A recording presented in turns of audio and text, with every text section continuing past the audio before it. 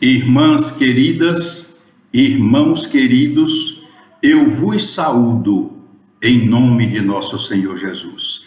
Hoje nós temos uma lição que eu considero que é a minha preferida, pelo trabalho que a irmã veneranda benfeitora Joana de Ângeles conduziu na interpretação deste capítulo. Vamos então começar.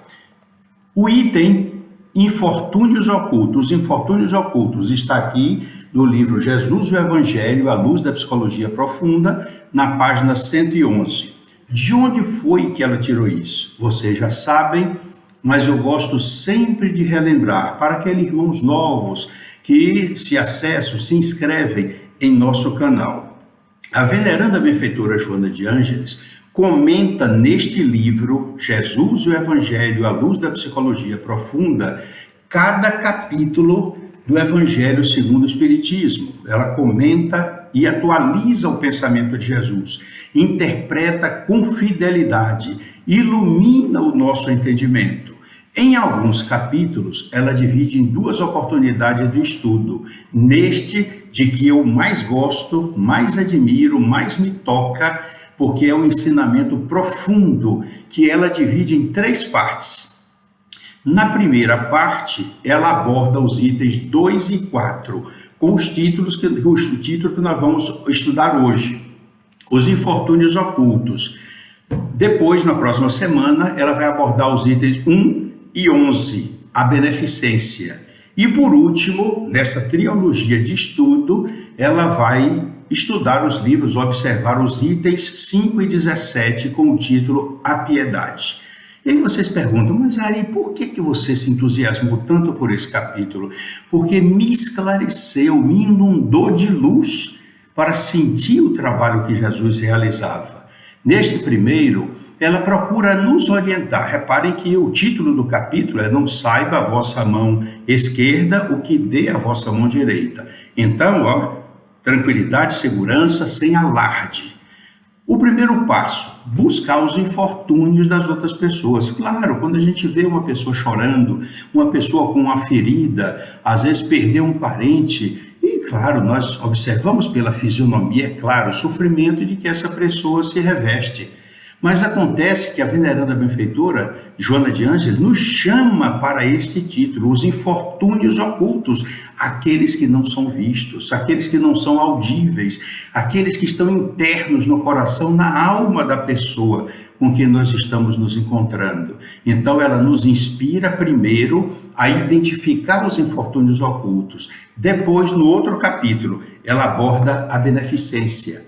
A arte de fazer o bem bem feito, como atender nas necessidades efetivas da pessoa e não fazer uma beneficência com outra coisa que a pessoa está passando. Um exemplo, a pessoa perdeu um pai, uma mãe, e aí você tem recurso, tem dinheiro, convida essa pessoa para passar um dia na praia, para se distrair, para fazer uma viagem, para ir para um capital. Não é o momento.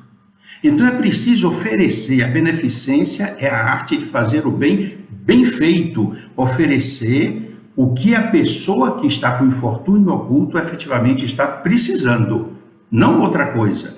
E por último, a piedade, que é a mais sublime para mim, aquele processo de nós nos colocarmos no lugar do outro que está sofrendo, imaginar o que gostaria de receber, quanto gostaria de receber e realizar. Portanto, são os três passos maravilhosos que nós vamos estudar nesta manhã de segunda-feira. Por isso que vocês, quando nós terminarmos, vocês também vão imaginar por que Ari gosta tanto desse capítulo, por que o ensino foi tão rico, tão abundante, que realmente nós internalizamos o assunto com segurança, porque ela nos mostra como Jesus procedia. Vamos começar então, os infortúnios ocultos. O que é infortúnio? Vocês perguntarão.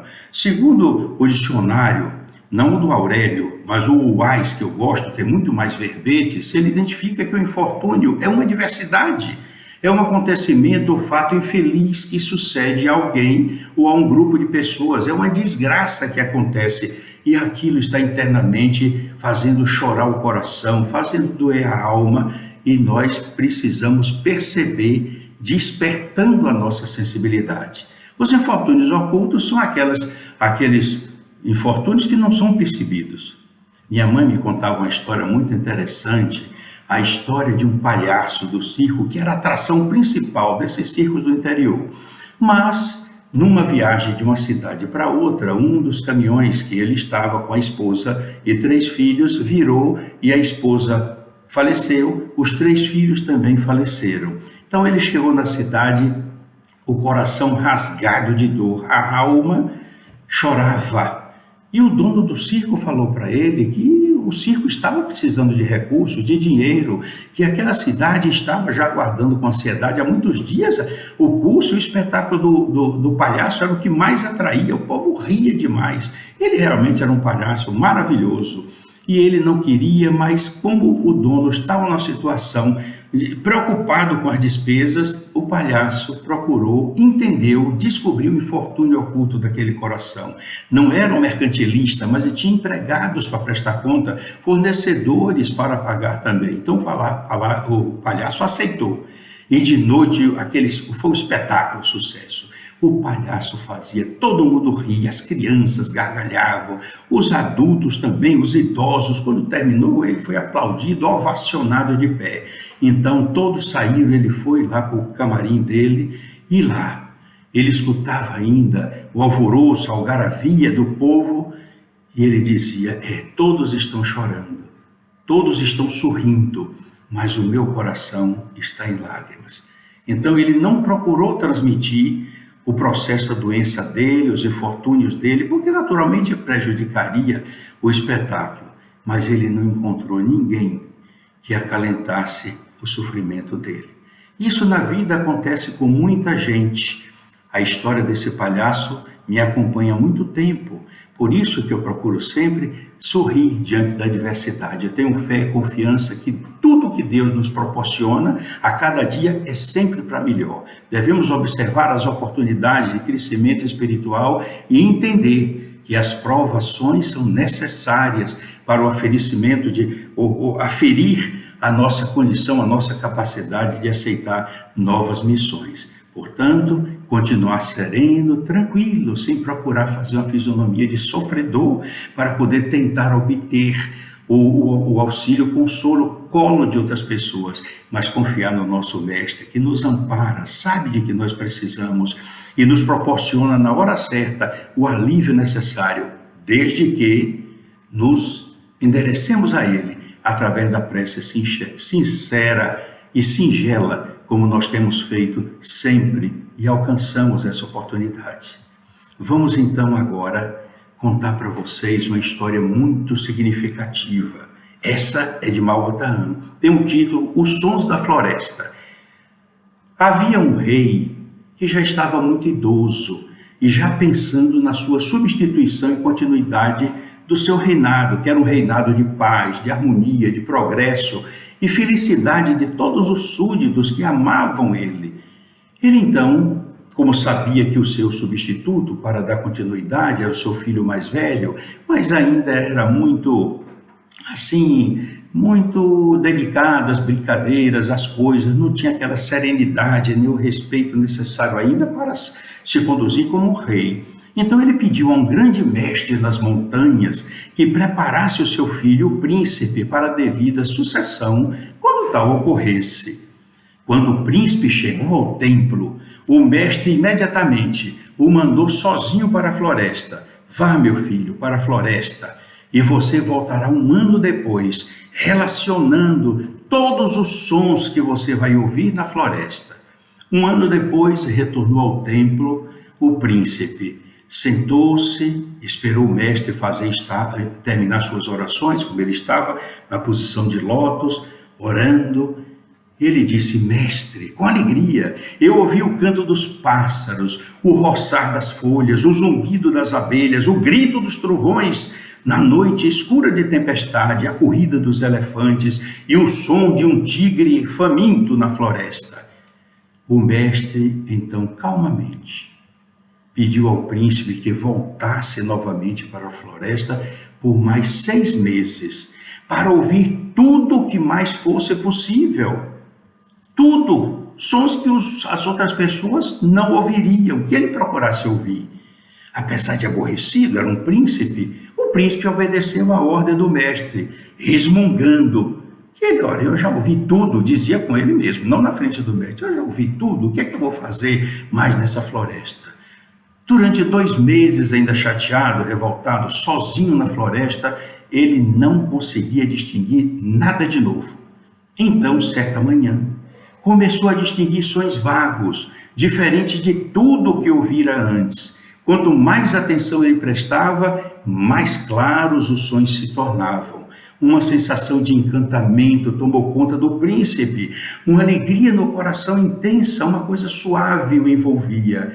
E quando retornou ao templo, o mestre o indagou sobre o que ele ouvira. Ele disse: mestre, eu consegui ouvir o inaudível som das flores se abrindo. Eu ouvi o som do sol aquecendo o solo úmido da floresta. Eu ouvi o som da grama bebendo o orvalho da manhã. O mestre disse: pare, meu filho. Sorrindo, disse: parabéns, meu filho. Ouvir o inaudível é ter disciplina e sensibilidade necessárias para se tornar um grande líder, um grande rei. Apenas quando se aprende a ouvir o coração das pessoas, seus sentimentos mudos, ouvir seus medos não confessados e as queixas silenciosas, um líder pode inspirar confiança, entender o que está errado no coração das pessoas e atender às suas reais necessidades, as necessidades verdadeiras de cada pessoa para poder ajudar devidamente. A morte de um reino, meu filho, começa quando os líderes ouvem apenas as palavras pronunciadas pela boca, sem mergulhar fundo na alma dos seus liderados, para ouvir os seus sentimentos, desejos e opiniões reais. É preciso ouvir o lado inaudível das coisas, que tem o seu valor imenso, pois é o lado sensível de todo ser humano. E aí ele concluiu maravilhosamente. É profundo esse conto.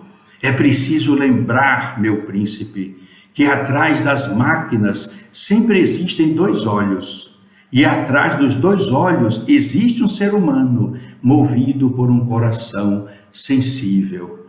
Vá, meu filho, você já está preparado para ser um grande rei e substituir seu pai do caminho de manter a felicidade do seu povo.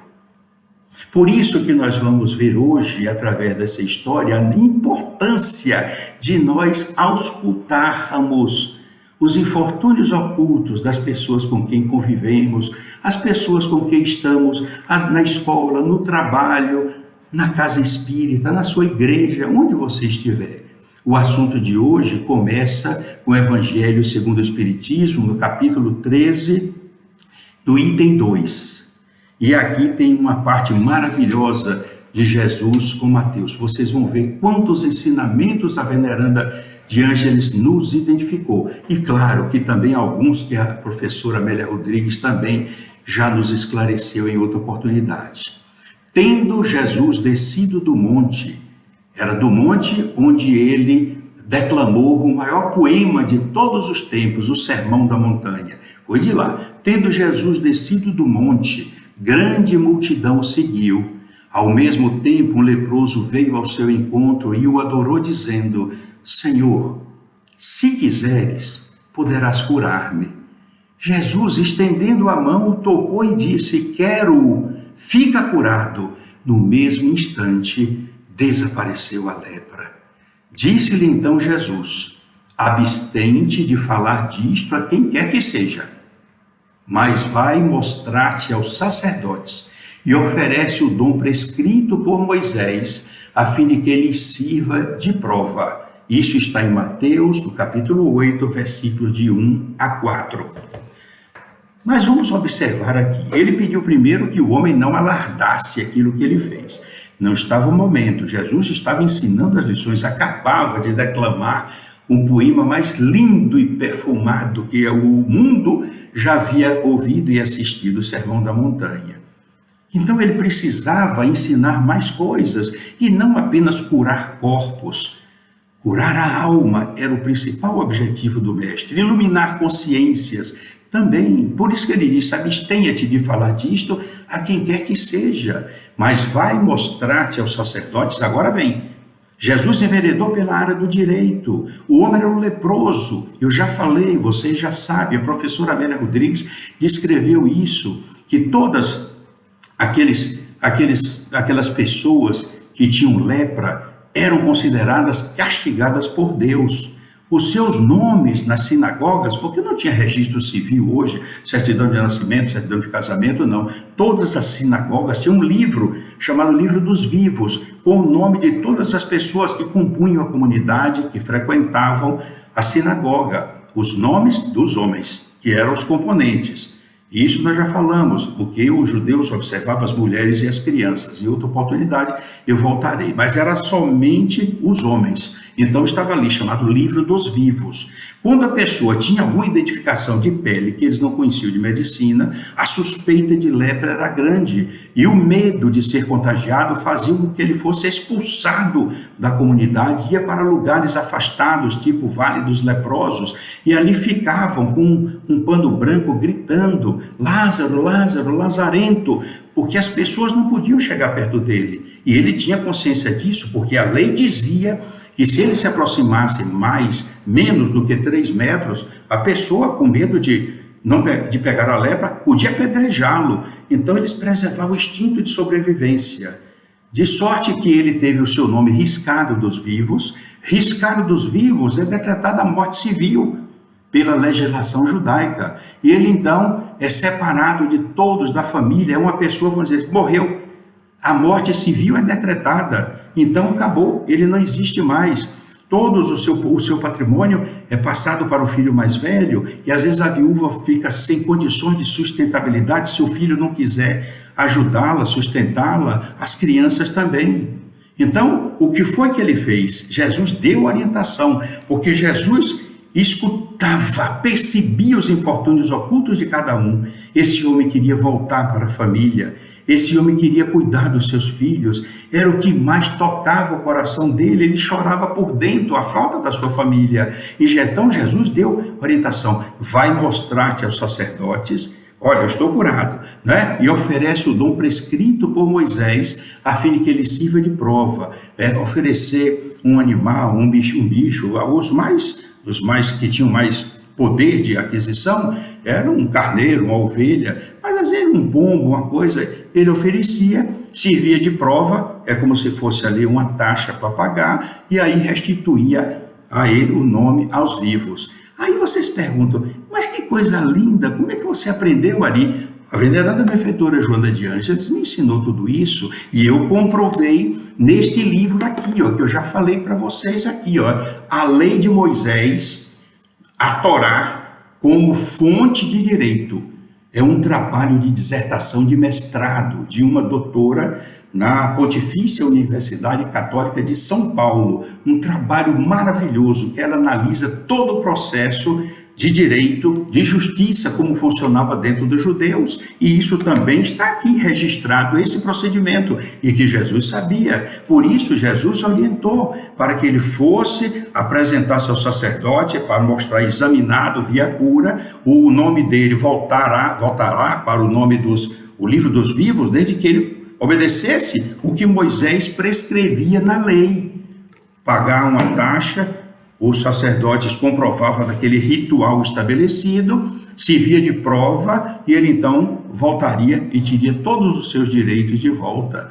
Jesus deu uma orientação que ultrapassava a visão humana daquela época, porque Jesus olhava, escutava, percebia os infortúnios ocultos. E não bastava dizer: então, você já está curado. Jesus teve a preocupação, que ele estava ainda talvez desorientado, como ele ia direto para casa. Não, vai apresentar-te primeiro aos sacerdotes, ofereça o dom prescrito por Moisés, a fim de que ele sirva de prova, e aí você será restituído de todos os seus bens e voltará para a sua família. Maravilhosa, uma sentença maravilhosa de justiça Jesus deu naquele momento. Então a veneranda benfeitora começa dizendo na página 113: Todo o ministério de Jesus é de esperança e de amor, de compaixão e de auxílio, movimentado pela ação do bem, único recurso para minimizar ou anular as ocorrências dos infortúnios ocultos. Está vendo? A prática do bem. Único recurso para minimizar, diminuir ou anular, acabar as ocorrências dos infortúnios ocultos. Viram? A primeira orientação que nós já temos para ajudar as pessoas. Na página 113, ela diz: Jesus conhecia cada pessoa que dele se acercava, graças à capacidade que Jesus tinha de penetrar no insondável do coração e da mente de cada um, sem humilhar ou engrandecer-se. Eu conheço o que você fez, eu sei da sua reencarnação anterior, eu sei... Nada disso. Ele conhecia cada pessoa que dele se acercava, graças à capacidade de penetrar no insondável do coração e da mente de cada um, sem humilhar, nem se envaidecer, sem engrandecer. Por quê? Porque Jesus conhecia todos os infortúnios ocultos, bastava olhar a pessoa. Jesus conseguia oferecer combustível de amor para a transformação interior que se deveria operar. E quando essa transformação não ocorria, ele sabia que as coisas, às vezes, com cada pessoa são demoradas. Assim mesmo, ele estimulava ao prosseguimento, pois que um dia essa transformação seria alcançada. Aí você disse: Jesus esperava? Esperava. Ele está esperando há 2021 anos pela nossa transformação. Continua de braços abertos para nos aguardar no nosso plano espiritual. Por isso que é preciso internalizar esses conhecimentos para nós progredirmos espiritualmente, realizarmos mais o bem, termos mais resignação, coragem, sobretudo fé, como a mulher morroísa, para atrair os fluidos necessários para a recuperação de nossas mazelas, principalmente os infortúnios ocultos. E aí ela continua: quantos desastres ocultos, quantos desalinhos que não chegavam a ser conhecidos pelas pessoas, foram identificados pela superior qualidade espiritual de Jesus. Jesus se utilizava da caridade misericordiosa, entendendo a angústia e a aflição de cada um, procurando remediar, quando não devesse eliminar as angústias, porque da mesma poderiam resultar abençoados frutos para o futuro de cada qual. Na página seguinte, 114, ela fala que Jesus disse: abstente de falar disto a quem quer que seja, impôs ao anceniano recém-curado, para evitar as adulações e exaltações das multidões frívolas e interesseiras. Mas acrescentou: vai mostrar-te aos sacerdotes e oferece o dom prescrito por Moisés, a fim de que ele sirva de prova. Restituir a vida também, a vida humana, a vida de realizações dele, a família.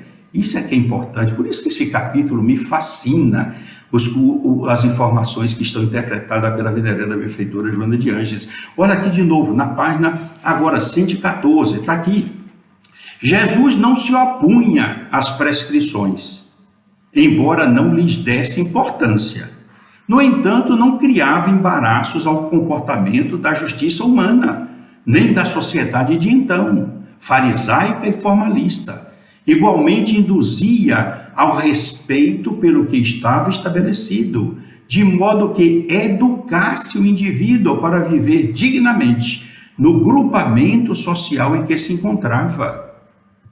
Que coisa linda! O lado humano de Jesus exigia que a comunidade vivesse em equilíbrio emocional, vinculada aos seus estatutos legais, quer dizer, obediente às leis vigentes, arrancando as pústulas em decomposição, as feridas, porque estavam de pus, as pústulas em decomposição, por intermédio da renovação celular. Jesus propunha de atitude mental e moral do paciente, para que os campos vibratórios modeladores da forma mantivessem o ritmo de equilíbrio para a preservação da harmonia dos órgãos de todo o corpo. Vai, ele disse várias vezes, e não voltes a pecar, para que te não aconteçam as coisas piores. Quando as pessoas resolviam a segui-lo, melhor ainda, porque iam acompanhando as lições e fazendo o seu lado de amor crescer mais brilhantemente com as coisas que Jesus oferecia. Portanto, ela escreve aqui na página 14: ninguém se pode excusar de atender aos infortúnios ocultos conforme Jesus o fez. Não podemos nos esquivar, nos afastar de atender aos infortúnios ocultos de quem quer que seja de um amigo, e está alegando, não estou ocupado, nada disso. Jesus nunca alegou nada. Mesmo aqueles estranhos, como a mulher que foi chamada de pedia as migalhas que os cachorrinhos comiam da mesa, porque era cirofenícia, não era judia, atendeu o centurião, todos. Jesus procurava atender os infortúnios ocultos. Por que isso? Porque ela fala com ênfase. Ninguém se pode recusar de atender os infortúnios ocultos conforme Jesus o fez. Os infortúnios ocultos encontram-se em todos os seres humanos, sem qualquer exceção. Vocês estão vendo? Ninguém está isento disso. Alguns controlam, alguns colocam uma fase de sorriso, de tranquilidade, colocando a sua confiança em Jesus, procurando receber dos espíritos amigos o bálsamo de misericórdia, o alívio de que Jesus prometeu na Galileia. É isso que precisamos ter: autoconfiança, coragem, para saber que Jesus nos ampara, nos orienta. E ele se ofereceu em holocausto para dar o testemunho do amor que ele tinha por todos nós e que ainda tem. Aí ela continua na página 115. A humanidade de Jesus está muito bem delineada na parábola do bom samaritano, exemplo máximo de solidariedade, de elevação de sentimento, de caridade, como ele próprio fazia. E hoje nós já falamos aqui da parábola do samaritano. É uma maravilha, porque ele atendeu a necessidade, mas vamos falar na próxima, porque vai ser da beneficência, a arte de fazer o bem bem feito, atender a necessidade legítima daquele que estava lá. Por isso que ela fala. E a humanidade de Jesus está muito bem delineada na parábola do bom samaritano, exemplo máximo de solidariedade, de elevação de sentimentos, de caridade, como Jesus próprio fazia. Por isso, continua ela, não é importante alguém apenas confessar-se crente em Jesus ou não, mas imitar Jesus em razão do que Jesus inspira, do sentido e significado da sua existência na Terra e da sua passagem entre as criaturas humanas. Isso é lindo, lindo, lindo. Portanto, nós vamos concluir a nossa mensagem de hoje lembrando o espírito Alcione, que está na página 269 do livro Renúncia, a minha edição, a 36ª da FEB, foi pelo Espírito Emmanuel, psicografada pelo querido Chico Xavier, quando ela, em uma oportunidade, Alcione diz: a mensagem do Cristo precisa ser conhecida, meditada, sentida e vivenciada. Não é só ficar no conhecimento, na meditação, mas sentir essa mensagem, ótimo, vamos vivenciar. Vamos ajudar a resolver os infortúnios ocultos e outros infortúnios que apareçam. Por isso, meus queridos irmãos, que esse capítulo profundamente me toca a alma. Eu me sinto realmente feliz, eu me sinto realmente realizado. E graças à misericórdia de Jesus, o conhecimento que eu tenho hoje da doutrina espírita e do Evangelho de Jesus, esclarecido, iluminado, atualizado o pensamento de Jesus, interpretado em nível de atendimento, eu sou muito grato, reconhecido a veneranda benfeitora Joana de Ângeles, a nossa querida professora Amélia Rodrigues, que tanto tem feito por nós, e a Allan Kardec, porque foi o grande codificador da nossa doutrina, realizando a vontade de Jesus, até ter pedido ao Pai o Consolador prometido. E Allan Kardec foi aquele espírito elevado, escolhido para materializar o Consolador para todos nós. Que Jesus nos abençoe sempre, que o Mestre querido de Nazaré nos ilumine. E nesse instante, meu coração está tão sensível que eu me lembro de uma das poesias do irmão Antônio de Deus, filho da irmã Luísa de Marilac, que se aproxima nesse instante para lembrar-me adequadamente, para dizer: meus filhos, que nesta primavera eu possa colher todas as flores e ofertar de Jesus a todos os amores que Ele tem. E quando em minhas mãos nada mais tiver, que Jesus permita e aceite que eu ofereça ao mundo o meu próprio coração. Que Jesus os abençoe, meus queridos filhos, que possamos estar sempre juntos, buscando o fanal maior de realizarmos todas as orientações que Jesus nos proporcionou, registrada pelos evangelistas. Que Ele nos ajude a ser melhores a cada dia, que ajude a ter mais paciência, tolerância, humildade, simplicidade e ternura no coração, que a nossa sensibilidade ao olhar augusto e sereno do nosso querido Mestre nos toque a alma, fazendo-nos mais prontos para ajudar aqueles que necessitam. Fiquem com Jesus em seus corações. Sejam os representantes dele na terra. Mostrem ao mundo as transformações que os nossos corações e os seus corações podem realizar, descobrindo, diluindo os infortúnios ocultos e proporcionando ao amor diluir o ódio que ainda existem em muitas oportunidades de nossos corações. Faze de nós, querido amigo Jesus, instrumento da tua paz, do teu amor e da tua luz.